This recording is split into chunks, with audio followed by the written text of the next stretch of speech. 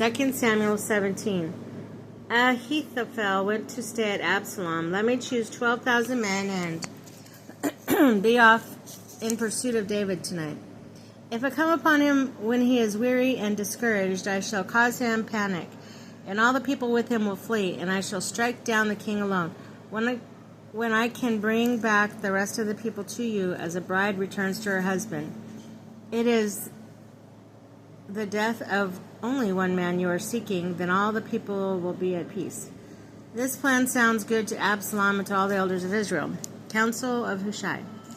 Then Absalom said, Now call Hushai the Archite also, and let us hear what he too has to say. When Hushai came to Absalom, Absalom said to him, This is Ahithophel's son's plan. Shall we follow his plan? If not, give your own. Hushai replied to Absalom, This time Ahithophel was not given good counsel.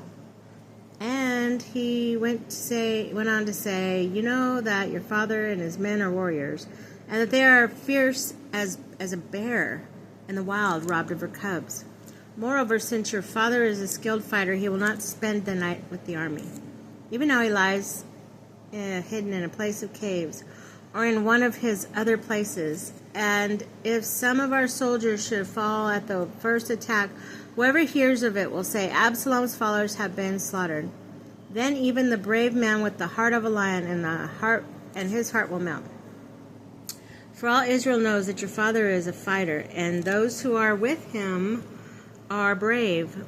This is what I counsel. Let all Israel be assembled, from Dan to Beersheba, as numerous as the sands by the sea, and you yourself go with him. We can then attack him wherever we find him, settling down upon him as the dew alights on the ground.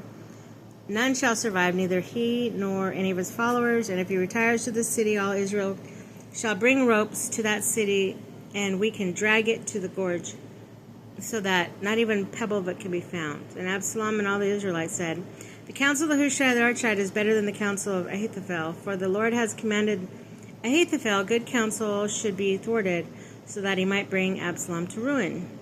David told of plan. When Hushai said to the priests of Zadok, Abiathar, This is the counsel of Ahithophel gave Absalom and the elders of Israel.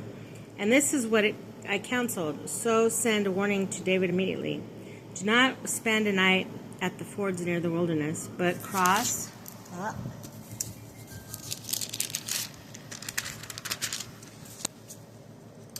over without fail. Otherwise, the king and all the people with him will be destroyed. Now Jonathan and Ahimaaz were staying in Rogel.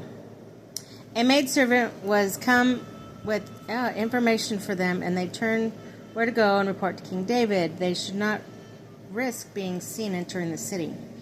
But an attendant did see them and informed Absalom. They hurried on their way to reach the house of the man in the bare room, who had a cistern in his courtyard. They let themselves down into it, and the woman took the cover and spread it over the mouth of the cistern, strewing crushing grain on the cover so that nothing could be noticed.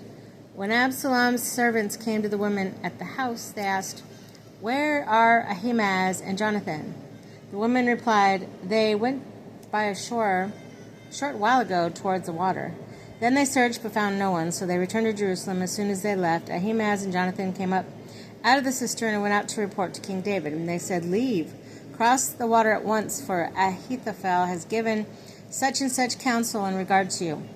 So David and all his people moved on and crossed the Jordan by daybreak. There was no one left who had not crossed.